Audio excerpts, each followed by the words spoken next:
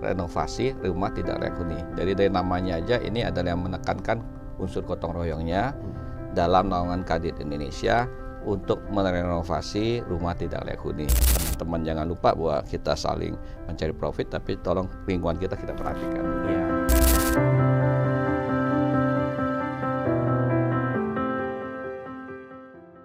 Kadin Indonesia melalui program Quick Wins berkomitmen mendukung pembangunan sosial ekonomi dengan meluncurkan program renovasi rumah tidak layak huni. Ini pun menjadi wujud nyata kontribusi dunia usaha untuk kesejahteraan masyarakat. Dan hal ini juga sejalan dengan visi Presiden Prabowo Subianto dalam meningkatkan kualitas hidup rakyat melalui penyediaan hunian yang layak. Dan untuk membahas seperti apa kontribusi Kadin Indonesia dalam program renovasi rumah tidak layak huni, pada saat ini sudah hadir Wakil Ketua Umum Kadin Indonesia bidang pengembangan infrastruktur strategis dan pembangunan perdesaan serta transmigrasi. Sekaligus beliau juga Ketua Satgas Program Gotong Royong Kadin Indonesia Renovasi Rumah Tidak Layak Huni, yaitu Bapak Thomas Yusman. Pak Thomas, selamat datang di podcast Kadin Indonesia Institute. Selamat sore Mas Mulia, terima kasih kepada Kadin Institute yang telah mengundang kami sebagai pembicara narasumber. Terima kasih Pak Thomas. Terima kasih juga pemirsa. Untuk waktunya ya, kita bakal ngobrol santai di sini tentang sebuah program yang sangat penting. Ya, dan tentunya ini momentumnya pas nih Pak Thomas. Kebetulan bulan Oktober, apalagi di awal Oktober ini diperingati sebagai Hari Habitat Sedunia. Dan tentunya sebagai habitat adalah hunian. Betul. Di sini ya. Dan menjadi semakin penting karena kalau kita lihat di Indonesia masih banyak permasalahan hunian, baik masyarakat yang belum punya rumah sendiri. Nah, ini biasanya disebut dengan backlog ya. Belum punya rumah maupun juga sudah punya rumah tapi rumahnya masih tidak layak huni. Kalau nggak salah itu di seluruh Indonesia masih ada sekitar 26 jutaan. 26 juta ya. 34% dari 75 juta rumah yang sudah ada di Indonesia ini ternyata masih belum layak huni. Nah, ini kan menjadi problem khusus ya, bahwa sebetulnya sedemikian banyaknya masyarakat yang mungkin sudah punya rumah tapi belum layak huni. Dan ini tentunya menjadi sumber masalah macam-macam ya. Biasanya kalau belum layak huni, dia juga kurang sehat, rentan menciptakan penyakit dan lain-lain ya. Betul. Nah, makanya kami juga mengusung tagline itu dalam program Gotong Royong ini adalah Rumah Sehat Negara Kuat. Rumah Sehat Negara Kuat. Itu cocok, Pak. Iya. Jadi bukan hanya makanannya harus bergizi, rumahnya juga harus sehat, airnya bersih dan lain-lain ya. Karena hanya dari rumah yang sehat, maka akan lahir keluarga-keluarga anak-anak muda yang sehat, yang kemudian akan menjadi bagian dari ketahanan nasional. Ketahanan nasional kita. Betul. Ya. Jadi infrastruktur ekosistemnya lengkap ya. Ya, betul. Mulai dari makanannya, pendidikannya, termasuk rumahnya juga harus sehat dan layak huni. Nah, terkait dengan program Quick Win, tadi juga disebutkan bahwa Pak Thomas adalah Ketua Satgas Program Quick Win Kadin Indonesia nih untuk renovasi rumah tidak layak huni.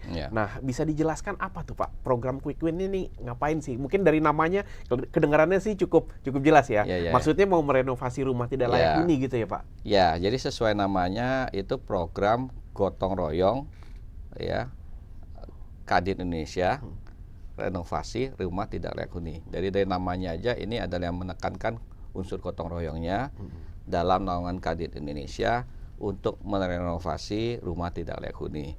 Di mana kita di sini menekankan kontribusi Kadin dunia usaha dalam perannya untuk berkontribusi dalam meningkatkan kesejahteraan masyarakat melalui penyediaan rumah yang lebih layak huni, begitu. Dan sekaligus mendukung program pemerintah, terutama di 3 juta rumah. Iya, gitu. Karena merupakan bagian dari program 3 juta rumah ini. Enggak semuanya membangun, ya Pak, ya kan ada yang membangun rumah baru, ada juga yang merenovasi rumah tidak layak huni. Itulah yang kesemuanya jadi 3 juta gitu ya Pak ya? Iya betul. Jadi ini juga memang menekankan sekali itu unsur gotong royongnya bagaimana Kadin ini luas dari Kadin ini punya fungsi sebagai induk organisasi usaha, payung dunia usaha juga sebagai mitra strategis pemerintah. Jadi memang sinergi inilah, kolaborasi ini yang kita tekankan antara pusat, daerah, perusahaan besar dan kecil, ya, itu yang kita coba kolaborasi dalam program gotong royong ini. Nah, bentuknya seperti apa, Pak? Bentuk gotong royong atau bentuk kolaborasinya? Siapa aja yang kolaborasi dengan siapa? Terus menyumbangkan apa saja gitu dalam kolaborasi ini? Ya, jadi dalam kolaborasi ini tentunya kita karena program gotong royong memang lebih ke CSR ya. Dan itu bagaimana kita menggandeng perusahaan-perusahaan yang besar yang tergabung di Kadin, juga menitik beratkan peran dari kadin-kadin daerah, kadin-kadin provinsi, sehingga program ini bisa sinergi juga dengan pemerintah pusat. Kementerian PKP sangat mendukung, juga Kementerian juga dengan pemerintah daerah, sehingga sasarannya harus tepat sasaran. Jadi verifikasinya memang kita dari bawah, dari kelurahan, kecamatan, dari pemerintah daerah, untuk mencari data dan kami sesuaikan dengan program kami. Tentunya demikian. Jadi gotong royong atau kolaborasinya ini antara pemerintah pusat, pemerintah daerah, Kadin Indonesia dan Kadin di daerah juga ya. Betul. Tadi dimulai dengan verifikasi penerimanya siapa saja sampai implementasinya ya. Betul. Nah, apa nih relevansinya program ini dengan visi pemerintah nih Pak? Kalau kita lihat gotong royong perumahan sebagai salah satu komponen yang merupakan bagian dari visi pemerintah. Jadi tadi kita sampaikan bahwa program ini jadi program prioritas Kadin karena yang pertama tadi sudah saya sampaikan bahwa Kadin dilahirkan dari Undang-Undang Nomor 1 87, fungsinya selain sebagai payung dunia usaha juga sebagai mitra strategis pemerintah. Jadi tentunya Kadin sangat penting untuk mendorong program pemerintah. Latar belakang kedua adalah bahwa ternyata yang tadi Mas sebutkan, selain backlog di bidang perumahan, itu ternyata ada masalah jumlahnya cukup besar, itu rumah tidak layak huni. Jadi Kadin tertarik untuk membantu di sektor yang ini. Kemudian yang ketiga adalah bagaimana kita menggalikan program gotong royong tadi yang menjadi akar budaya bangsa. Dan relevansinya dengan program Bapak Presiden tentunya sesuai dengan Undang-Undang Dasar 45 pasal 28H ayat 1, bahwa pemerintah ini punya kewajiban untuk memberikan penghidupan yang layak bagi masyarakatnya, terutama pembangunan dasar. Salah satu termasuk adalah kebutuhan hunian yang layak, dan dipertegas lagi di Asas Cita nomor 6 bahwa pemerintah ini harus membangun dari bawah, dari desa, dalam upaya pemerataan pembangunan dan pengentasan kemiskinan, termasuk pemenuhan kebutuhan dasar di perumahan. Dan dipertegas lagi di program prioritas pemerintah yang ke-13, menjamin rumah murah dan akses sanitasi. Jadi saya kira program gotong royong ini sangat tepat untuk mendukung program pemerintah, terutama pemerintah sudah menggalakkan program 3 juta rumah. Saya kira itu saya bisa. Jadi, relevansinya sangat erat sebagai mitra strategis, dan memang ada kewajiban pemerintah dan dunia usaha harus mendukung. Dan jangan lupa juga Mas, bahwa dunia usaha itu kan selain makhluk ekonomi juga makhluk sosial. Jadi sosial ekonominya ini yang mau kita tekankan. Teman-teman jangan lupa bahwa kita saling mencari profit, tapi tolong lingkungan kita perhatikan juga. Jadi ada nilai sosial dan ekonomi bagi pengusaha.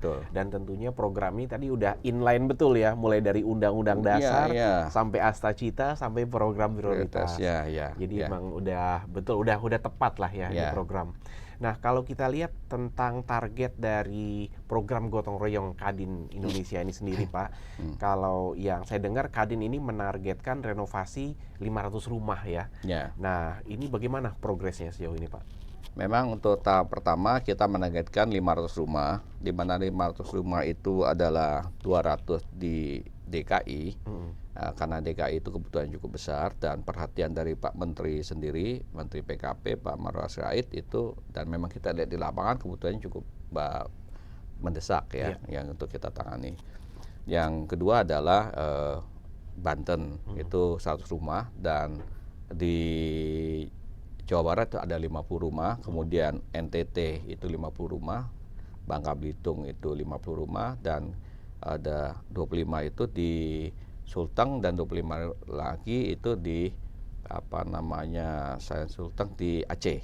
Nah, ini ada permintaan lagi untuk di Bali, tapi sementara kita batasi 7 provinsi tadi, karena tentunya ini program awal yang perlu kita elaborasi lebih lanjut, karena berhubungan juga dengan proses pencari pendanaan untuk menyalurkan ini lebih tepat lagi. Betul. Gitu ya, gitu. Berarti demand-nya atau permintaannya dari daerah itu sedemikian besar ya. Tentunya harus disesuaikan dengan kemampuan dalam menyediakan tersebut.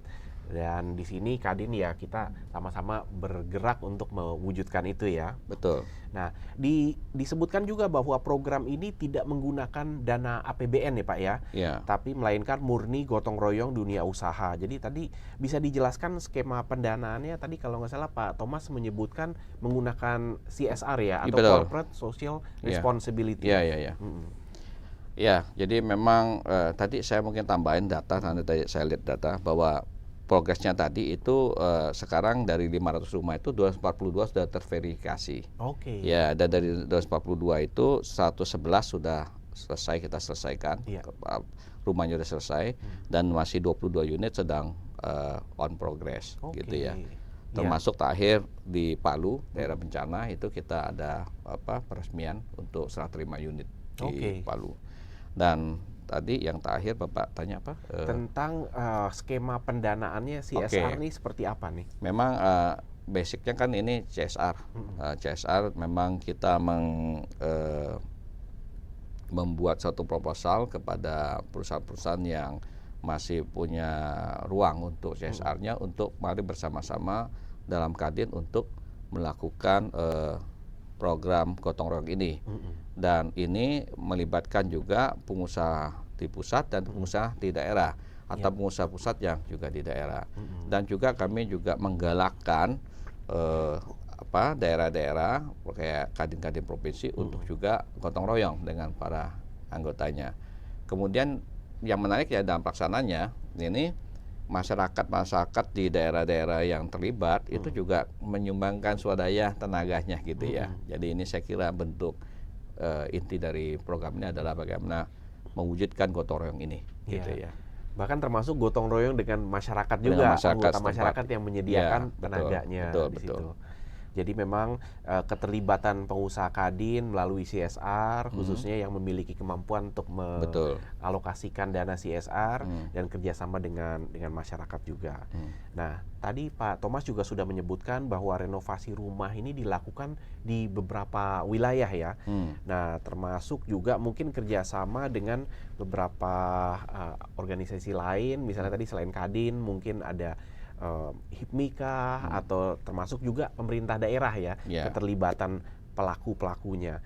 Nah, bagaimana sih polanya untuk mencapai sinergi antar kelembagaan ini, pusat, daerah, antar lembaga, pemerintah, dunia usaha, bagaimana mencapai sinerginya nih Pak? Jadi kita, karena ini program Kadin Indonesia, berarti kita mulai dari struktur Kadin Indonesia. Kadin Indonesia ini kan ada di seluruh provinsi, ada di seluruh Indonesia. Dan kepanjangannya ada Kadin provinsi di setiap daerah. Tentunya makanya kami memilih 7 provinsi prioritas dulu. Kami berkoordinasi dengan ketua umum Kadin provinsinya, dan ketua Kadin provinsi kan ada Kadin kotanya yang perlu, ketua Kadin kota. Dan dengan pemerintah kita berkoordinasi dengan Kementerian PKP.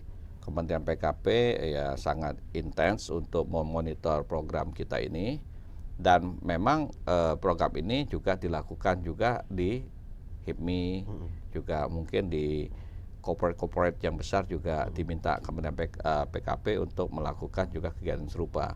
Jadi kayak di Buddha Suci itu kan juga mereka melakukan program yang sama, kadang di satu tempat itu dibagi, ini wilayah Kadin, ini mungkin yang Buddha Suci. Tapi kita kolaborasi bersama supaya tujuannya sebesar mungkin jangkauannya itu dan jumlahnya yang bisa kita jangkau ya. Ya, jadi ya selama ini saya kira kolaborasi cukup kuat. Dan untuk Kementerian PKP ini kan juga di setiap provinsi kan ada balai-balai juga. Jadi balai-balai ini juga monitor mensupport program ini. Dan jangan lupa bahwa waktu verifikasi awal itu kan kita bekerja sama dengan kelurahan setempat. Oke. Ya, untuk data-data mereka yang paling tahu warganya mana yang perlu dibantu. Jadi memang proses paling awal itu ada masalah verifikasi data. Dan ini memang di lapangan cukup perlu seleksi, kan? Karena semua juga mau minta dibantu. Tapi karena kami sekali lagi memang anggaran ini kita prioritaskan 20 sampai 25 juta, maka kerusakan-kerusakan rumah yang kita mau bantu ini kan yang kita prioritaskan yang sesuai dengan anggaran yang kita rencanakan, kira-kira begitu. Ya, saya kira kolaborasinya baik. Ya, bagus ya. Jadi melalui mekanisme koordinasi di berbagai level seperti tadi ya. Ya, betul. Termasuk verifikasi penerima manfaatnya siapa saja. Betul. Nah, tentunya ini kan program yang cukup masif ya, mencapai tadi sampai 500 rumah dan tentunya pelaksanaannya di banyak tempat nih Pak. Betul. Ya. Nah, bagaimana strateginya agar proses pembangunan rumah ini dan hasilnya memang betul-betul sesuai standar gitu ya. Jadi memang waktu menjalankan program ini di awal memang kita quick start dulu. Tapi setelah itu saya bilang kita perlu bikin pedoman. Jadi buku panduan pedoman untuk setiap provinsi, setiap daerah untuk melaksanakan ini. Karena kuncinya ya mungkin kita bisa aja Satgas melaksanakan semua sendiri. Tapi ini kan bukan gotong royong jadinya. Jadi saya pengen bahwa kadin-kadin provinsi itu bisa kontribusi nyata dan bisa minta kadin kabupatennya untuk melaksanakan. Dan untuk pelaksanaan ini kan sebenarnya kadin ini kan induk organisasi usaha. Di situnya ada developer, ada kontraktor yang punya kualifikasi untuk membangun. Ya, jadi kita bisa berdayakan mereka. Tapi yang paling penting adalah kita harus memberikan panduan, pedoman. Nah, memang kami membuat link di website yang mereka bisa entry data langsung. Tapi tantangannya adalah kalau pedoman ini kalau kita buat juga nggak boleh terlalu rigid karena ini kan CSR. Jadi lapangan seperti misalnya di Banten, kami mengalami di lapangan ternyata kebutuhan penerima real itu memang sangat butuh, tetapi mereka nggak memiliki lahan. Ya kan, akhirnya kita melakukan terobosan bahwa bagaimana kita pihak pemilik tanah memberi jaminan minimal 5 tahun penerimaan manfaat itu tidak berpindah tangan dan atas persetujuan dari pemilik tanah karena kenyataan di lapangan seperti itu dan itu diperkuat dari kelurahan, kecamatan bahkan Pak Bupatinya sendiri gitu kan. Nah, kayak begitu. Saya kira program ini sangat bagus sekali dan tinggal bagaimana kita melakukan ini eskalasinya kita perluas dan bagaimana kita kembangkan tidak hanya melalui CSR tapi blended finance mungkin ya dari CSR dengan blended finance yang pembiayaan yang lain. Oke, blended finance maksudnya gimana tuh Pak? Ya, kalau program ini bisa ditingkatkan lebih masif, saya kira kan tadi ada backlog kan, backlog kan ada program 3 juta rumah, program dari KPR subsidi, PFLP, tapi mungkin kalau kita lihat di rumah-rumah yang tidak layak huni, ya kita fokus ke Aladin istilahnya, atap, lantai, dinding, misalnya atapnya bocor dan segala macam. Ini kan tentunya mempengaruhi ya kehidupan pemilik rumah dan kalau dia melakukan renovasi segala macam kan biayanya juga akan lari ke sana gitu ya. Sedangkan perlu untuk pendidikan, kesehatan dan segala macam. Jadi apabila ada mungkin kur pembiayaan perumahan untuk khusus renovasi dan nilainya cukup terjangkau itu sangat akan membantu menurut saya. Ya. Jadi mungkin aja kalau sekarang kan kur perumahan ada subsidi dari pemerintah berapa persen itu 5%. Ya. Kenapa kita tidak bikin program yang khusus untuk renovasi? Jadi kur untuk renovasi rumah yang skalanya lebih ini dan murah gitu. Betul. Dan kalau kita bisa kembangkan crowdfund untuk yang sifatnya bergulir untuk CSR ini juga akan lebih bagus barangkali. Jadi memang sudah dieksplorasi ya beberapa kemungkinan pendanaan ke depan melalui blended finance tadi itu ya. Nah, tentunya juga kalau kita lihat adanya renovasi rumah yang tadinya kurang layak huni menjadi lebih layak huni, ini tentunya memberikan manfaat ya. Pertama, bagi penerima manfaat itu adalah si yang tinggal di sana, Iya, jelas. keluarga Iya, yang iya. tinggal di sana. Iya. Dan apalagi tadi saya juga senang sekali dengar dari Pak Thomas bahwa ternyata memang perlu ada jaminan dari pemilik tanah ya. Kalau misalnya itu tanah punya dia sendiri, berarti tinggal Iya, langsung bisa iya, direnovasi. Tapi kalau ternyata tanahnya punya orang lain, paling tidak untuk program ini ada jaminan iya. dari pemilik tanah bahwa itu akan dia bisa tetap tinggal di sana selama 5 tahun ke depan. Plus tambahan dari kelurahan, kecamatan, dan pemerintah daerah memastikan ini warga yang layak dibantu. Layak untuk dibantu. Jadi Iya. ada jaminannya Iya, ya. betul. Ada. Supaya cepat sasaran. Betul. Nah, kira-kira kalau dari interaksi Pak Thomas dengan para penerima manfaat ini, apa nih yang sudah dirasakan ya, dampak nyatanya yang mereka sudah rasakan dari program renovasi rumah ini? Dari waktu survei aja mereka sudah terharu, ya kan, bahwa ini kita menjangkau mereka.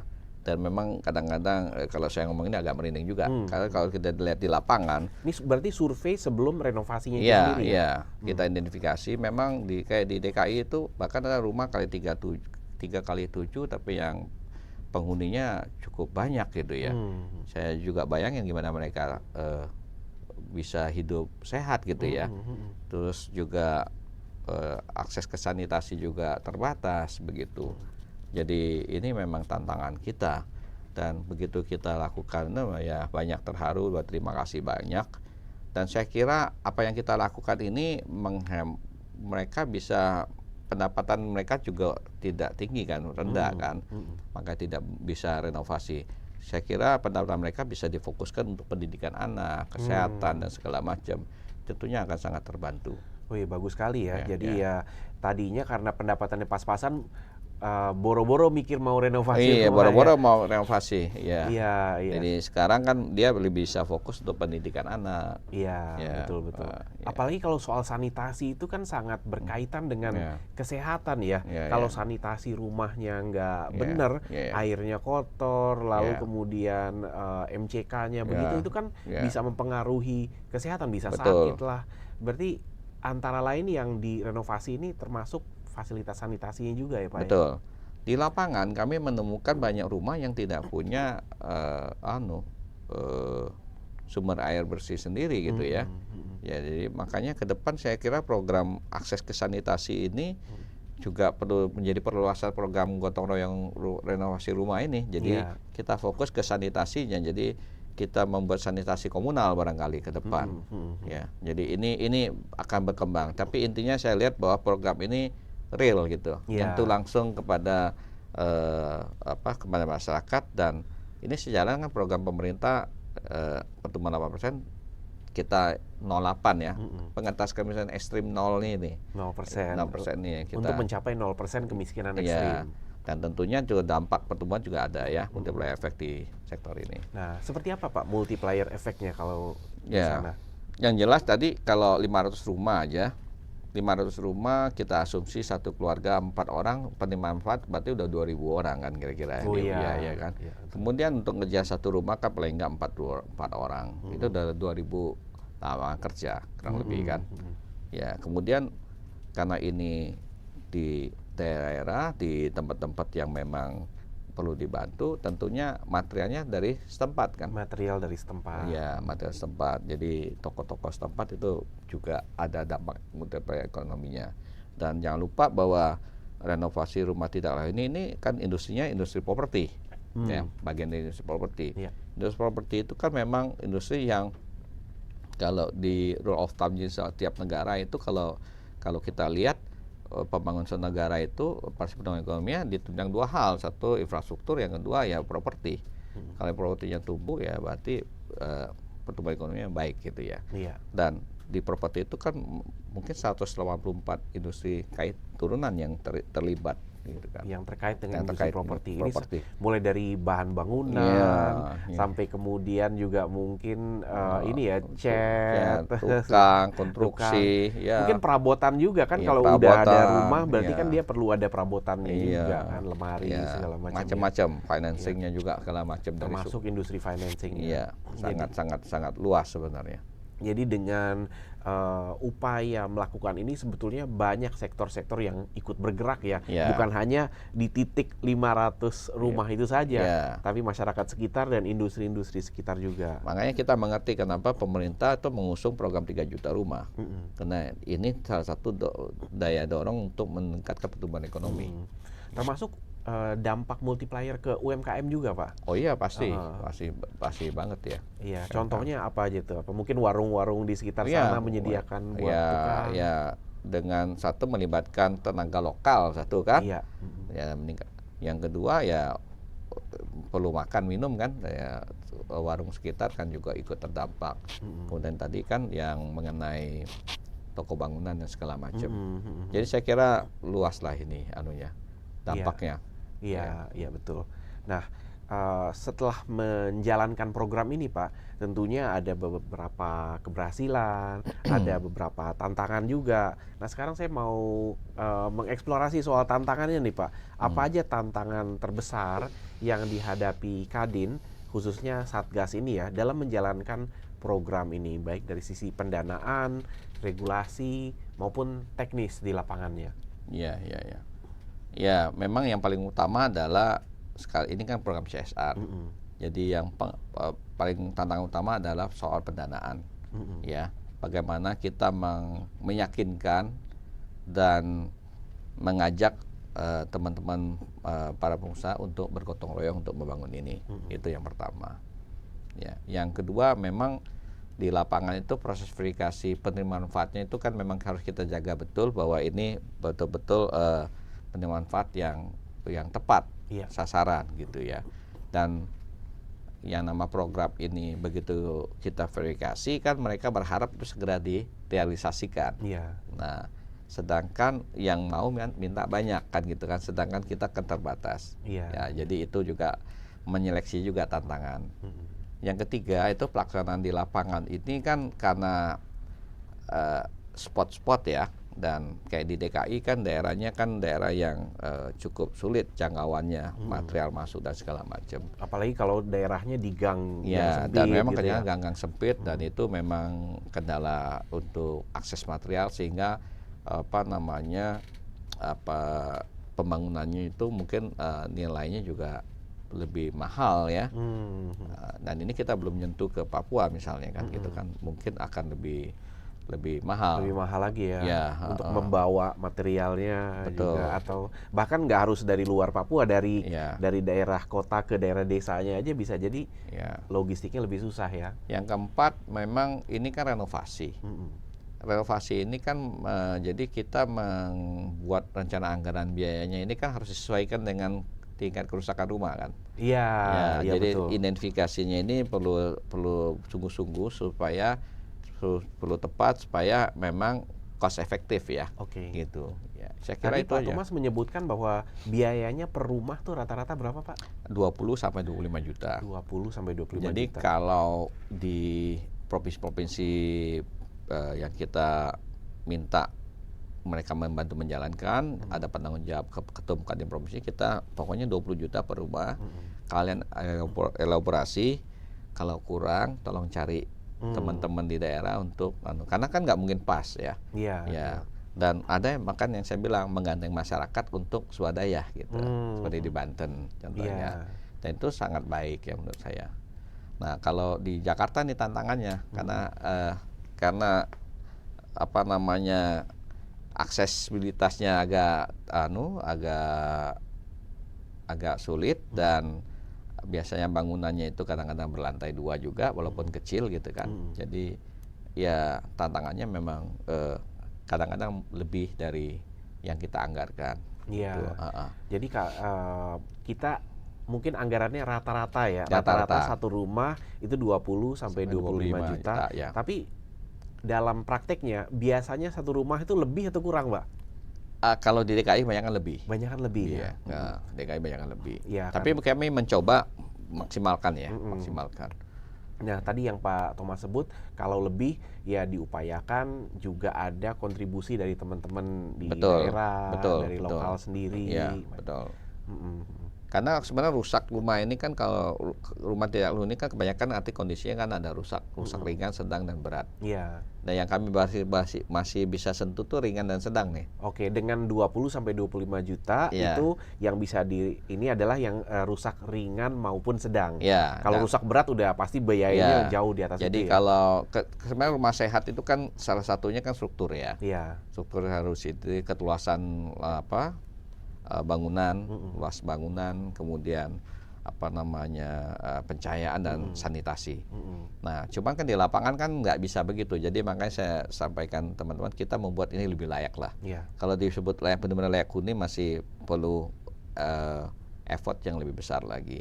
Karena kalau luasannya 3x7 kan nggak mungkin. Iya. Nah, berarti misalnya harus relokasi kan nggak mungkin juga, gitu kan. Iya. Jadi kan ini programnya, dan di daerah beda-beda. Contoh di NTT itu luasannya gede-gede, besar-besar. Oh, iya, karena memang tempatnya lebih banyak banyak, ya di sana. ya. Tanah masih agak Jadi kita prioritas, atapnya bocor, berarti atapnya kita prioritaskan. Oke. Ada yang dindingnya, ada yang lantainya, ya, Iya. kayak seperti itu.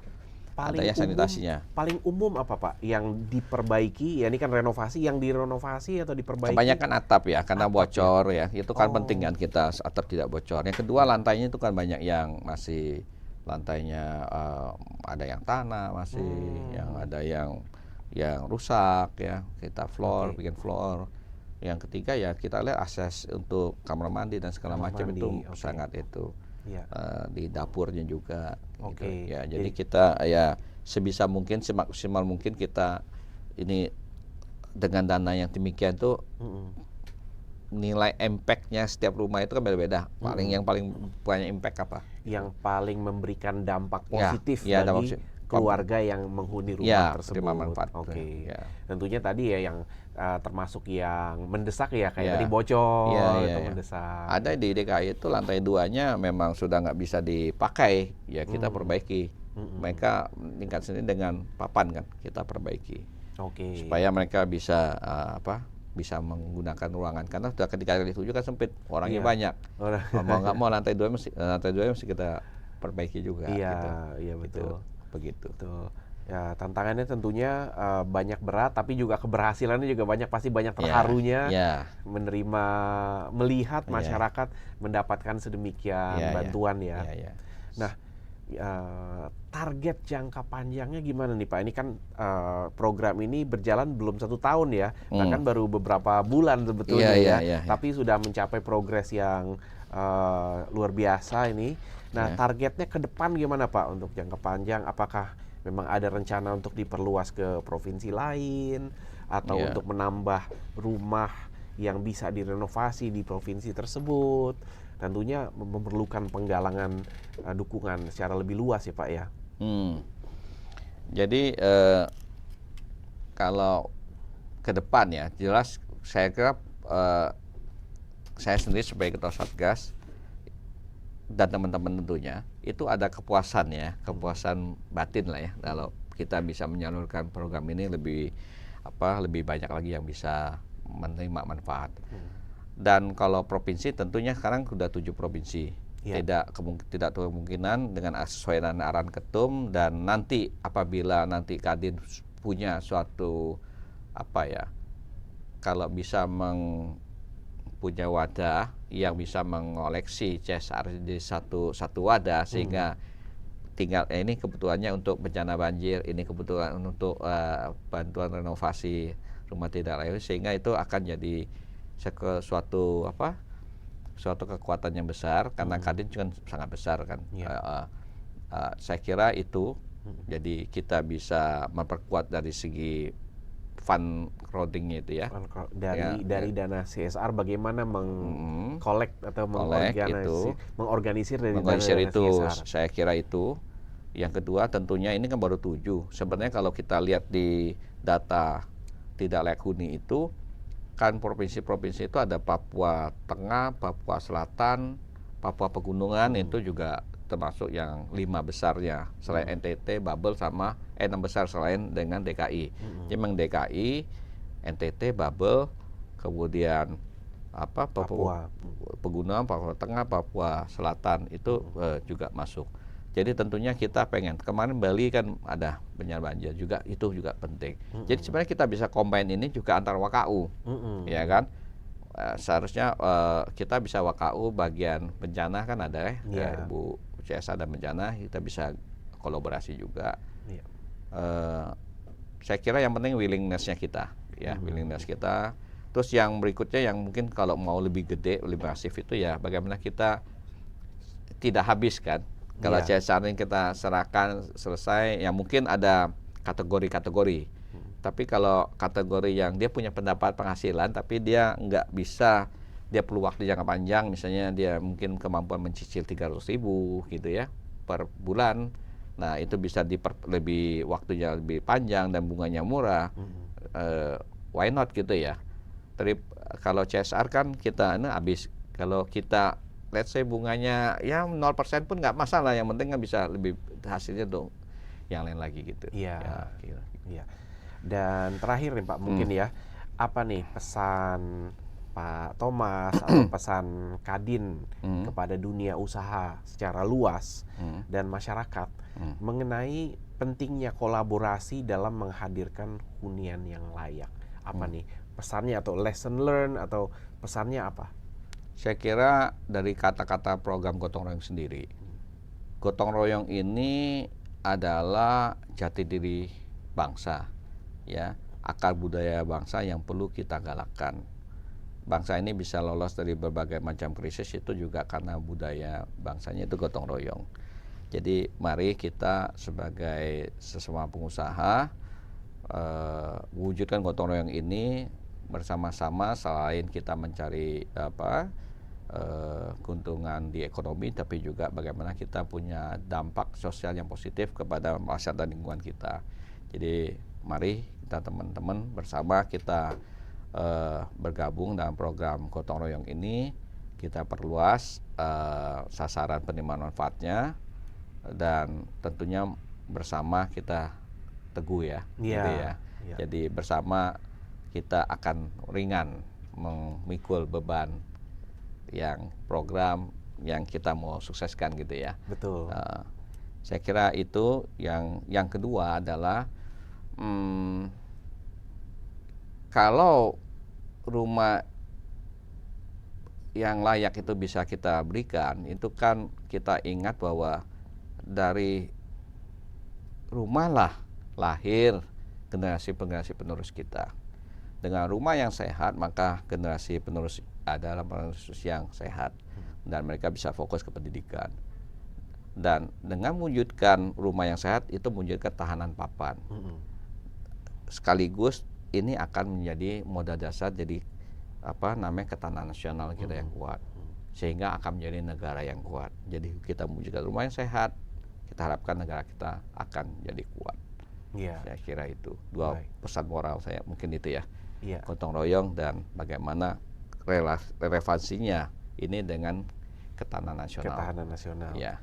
Luar biasa nih, banyak belajar nih kami Pak Thomas. Sama-sama Pak. Dan selalu kita dukung bersama-sama program gotong royong ini untuk renovasi rumah tidak layak huni. Dan sebagaimana tadi disampaikan oleh Pak Thomas, pada akhirnya kita perlu perkuat kembali semangat gotong royong ya, sebagaimana telah dicontohkan oleh Satgas Gotong Royong ini, bagaimana tercipta kolaborasi yang erat baik oleh pemerintah maupun dunia usaha. Pemerintahnya juga lintas kementerian dan dari pusat sampai ke daerah, dunia usaha juga dari pusat sampai ke daerah berkolaborasi, dan juga kolaborasi dengan masyarakat juga dalam menghadirkan bentuk dukungan berupa tenaga kerja, berupa mengidentifikasi siapa-siapa saja yang perlu dibantu gotong royong. Dan tentunya ini sejalan juga dengan yang sering diucapkan oleh Pak Presiden, Indonesia Incorporated. Setuju sekali ya. Yang semangatnya gotong royong, dan tentu waktunya untuk apa? Untuk masa depan. Untuk Indonesia emas, kita perlu ada ketahanan nasional. Betul. Mulai dari ketahanan papan, ketahanan pangan, dan Iya. ketahanan yang lain-lainnya. Iya, betul. Semua membentuk satu ekosistem ketahanan. Begitu ya Pak Thomas Betul, ya? betul sekali. Terima kasih Pak Thomas untuk waktunya. Senang Sama-sama. sekali bisa berdiskusi. Senang sekali kami diundang. Semoga bisa sharing kita. Semoga ke depan Iya. kita bisa undang lagi, kita Makasih, bahas Kades. lagi progresnya lagi, Iya, iya. dan lessons dan pengalaman-pengalaman Iya. yang telah dicapai mungkin Iya. untuk periode yang berikutnya ya. Iya, siap. Semoga nggak kapok kita undang lagi. Saya senang sekali dan luar biasa Kadin Institute. Saya kira ini yang perlu kita terus sampaikan kepada teman-teman, Iya, bahwa Kadin hadir di tengah-tengah masyarakat juga. Kadin hadir. Iya. Demikian kata Pak Thomas Iya. Yusman, Wakil Ketua Umum Kadin Indonesia dan juga Ketua Satgas Gotong Royong Kadin Indonesia, Renovasi Rumah Tidak Layak Huni. Semoga menjadi ilmu dan menjadi insight atau wawasan yang berguna bagi rekan-rekan semua. Saya Mulia Amri dari Kadin Indonesia Institute. Sampai jumpa di podcast kami yang berikutnya.